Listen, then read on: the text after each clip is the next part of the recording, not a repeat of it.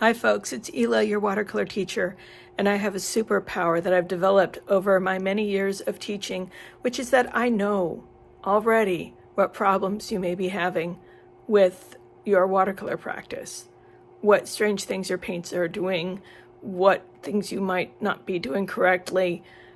You know, I've just seen it so many times, and I've done these things myself when I was first learning. So I encourage you to keep watching, and if I miss anything, just put it in the comments on the YouTube page, and maybe I'll make another one if there's enough of them. Okay? I hope you find this helpful. Bye-bye. So this is something that beginners really struggle with, which is they have a dry area over here, and they want to make this area larger. And they go, okay, I've made a light pink. I can just extend to this, right?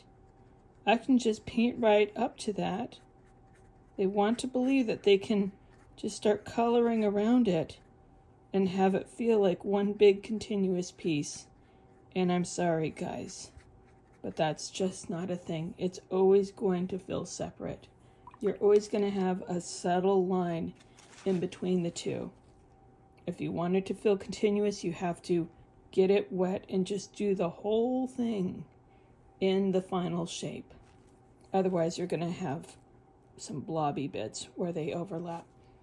That's just the way it is. Another one, which probably seems hopefully obvious by now, but people sometimes forget, is if you put some wet paint down and you don't let it really dry, and then you add some more paint next to it and you want them to stay separate, they cannot touch. If they touch at all, then you start getting some blurring. You're going to have a blurry edge. And sometimes the paint will go in directions that you don't expect. This is actually behaving pretty well. We're getting a little bit of creeping over here, but it's going to be unpredictable. This is wet into wet. The second question I get is, do I really have to use good watercolor paper?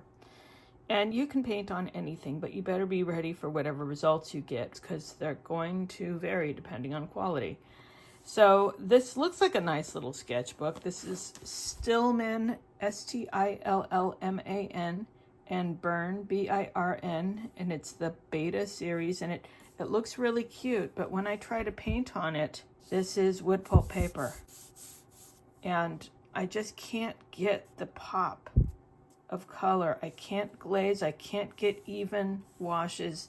It kind of breaks my spirit when I paint on this kind of paper because it doesn't do what I want. So you can draw on it, you can do things with it, but it's like I started using gouache in it because it just doesn't do watercolor very well. If you have some gouache, use it on some cheap paper and let it be opaque. So here's really cheap paper. This is a sketchbook that I got from Target, and I added all the colorful decoration. It says sketch, and it was originally just black, but I try to paint on it, and the paint soaks right through. You can see these rings that were from here. Start getting into books that have hard covers like this, where the packaging is really pretty. You might be spending the same amount on cheap paper as you would on a really good pad, like my favorite, Arches. Don't spend 20 bucks on this when you could be spending 20 bucks on this. So here's another common one. You are a beginning watercolorist and you have your dry palette, right? And you get your brush in and you expect yourself to just immediately be able to paint the color you want. You see how pale that is? What happened? I didn't get my paint wet first. I have to pre-wet my paint. Put a bunch of water in there first. Stir it around. Let it wake up a little bit. And now, just letting it activate means that I can get the color I want. Another common issue that people have when they're first starting out is they think they can just paint straight from the tube. So here's a tube. I put some paint in there and I just start painting with it. And I think I'm going to do transparent watercolor, and I get this. This is a very expensive blob here. right? There's no getting to pink from here. If I add water to it, it's still really strong. It's going to take a very long time for me to, how do I get enough of this off the brush so I can get to a pink? It's really difficult. Right, now we're beginning to finally get close, but I've wasted a whole lot of paint. So my suggestion is squeeze it in your palette, let it dry overnight, and then you can actually control it like we did up here. Here's one that I see beginners do. They can't bring themselves to grab the right size brush for the project. They decide they're going to color in a large area with a teeny tiny brush, and then they think they can color in the whole thing before the paint will dry out. Smashing their brush, and they're spreading around not enough paint, which also happens because they didn't mix enough paint to begin with. It's like they're kind of dooming themselves to have a splotchy picture. I hope you don't feel too called out if this is what you do at home. Your picture's just not going to look good. You're not going to color in the whole thing evenly if you're jumping around with a tiny brush and not enough paint. My solution is just grab a big honkin' brush. And yes, it will soak up most of your paint immediately, but it's okay. I mean, come on. Bam! Get your big brush, dip it in your paint, spread it around. I think I may have saved this whole area just by putting that brush on there. Use the right brush for the job. Make enough diluted paint in the color that you want and the concentration that you want, and work fast. Now this gets me into another thing that people often do when they're first getting started. They decide there's a mistake. The paint is drying. They decide, oh, I'm going to fix it. I hate this part. And they start scribbling on it and they start trying to fix it. Well, maybe if I put some more color on it. No, now this part looks wrong. And they just keep messing with it and messing with it. They're torturing their paper. Their poor paper. And then what you do is you take your paper towel. This is my impression of beginners here. And you, oh, now we're back here again. You look at the picture later on and you go, man, what happened there? In your attempt to make it all look smooth and even, you've made it more uneven. And so, yeah, don't use the paper towel if you've got a problem in your painting. If you want to lift up some of that paint that's too dark, use a paintbrush. What do you do when you've started your picture and it didn't look right and you're not happy with it and it's looking blotchy? Instead of going into that fear spiral of I have to fix it and messing with it, what I often encourage students to do is just put your brush down. Let it dry completely. If you put a darker color on top, right? If I do a cute little painting, I'm just going to play around on here. If you do some cool things on top, you're not going to care about the splotchiness of the background. If you put lots of color on here, you're just not going to notice that the background is uneven. And also there's just something about letting yourself have fun instead of freaking out. You're not going to have a gloomy doomy feeling about your picture if you let yourself have a good time.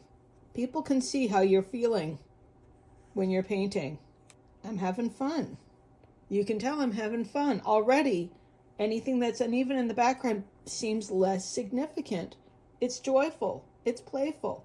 You can play. Another really common thing that happens with absolute beginners is they go to the store and they buy a palette. And so I think, it looks like I have 1, 2, 3, why are there 4, 5, why are there 5 blacks in my palette? For some reason they gave me a bunch of black. I'm just gonna go in here and start coloring this in. Oh, nope, it's not black, it's teal. Is this black? This looks black. This has to be black, right? Is this black? No, it's purple. Deep colored watercolor paint that has a lot of blue in it is gonna look black when it's concentrated. But most colors don't look the way they do in your palette like they do on your paper. When you buy a new palette, this is very important, you do a swatch of all your colors. I let each little rectangle dry before I put the ones surrounding it, otherwise they're all gonna bleed together. And you'll notice this some very cryptic writing, but I know what it says. This is permanent mauve, right? This is raw umber, this is French ultramarine. I can tell what these colors are. So this is what I recommend. You tape it onto the lid and then you know what your colors are. We talked earlier about what happens if you're going to cover a large area and you don't dilute enough paint ahead of time. Sometimes I get students who have the opposite problem. Maybe you're just going to do a little bitty area and you want to make it very concentrated. In those cases, you don't want a ton of water, right? I've got a lot of water up in here. I'm not going to be able to make a strong color without using up a lot of paint, and then I'm going to be stuck with all of this that's going to go to waste. So as I showed before, it's like this may look like a nice medium pink, but it's not. If I only need a little bit, it might be better to just get your paint nice and wet, let it really dissolve, and then just go straight into the palette, and then you're going to get the concentration that you actually want. If you want to mix a fairly concentrated color, what I suggest is that you activate both your colors in your palette with water, and once your colors are activated, you take a fairly dry brush, you stir it around, and you put that into your palette so it's really strong. You can even use your dropper to suck up some of that paint, and then you can rinse out your little squeegee afterwards. Go ahead, suck some up. Just want to make sure that that paint is very strong. I want to squeezing out the water or drying it on a paper towel, and I'm just picking up that really concentrated paint. I don't want to add a bunch of water to this. And then I stir it around. And now this color is going to be pretty strong. Right, the more your paint has softened up, and I can use two brushes for this.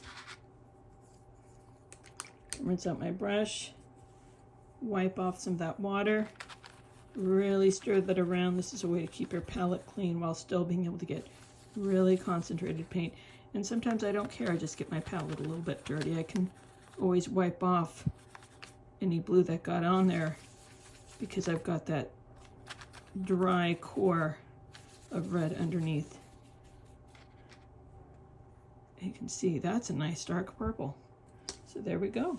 I hope you found this helpful. If you're in my class, I look forward to seeing you soon. And if you're not in a class, then please consider contributing to my coffee on my the doobly-doo below. Your support helps me to make more videos and encourages me to continue to share videos with the general public and not just with my individual students. All right, thank you for watching. Bye-bye.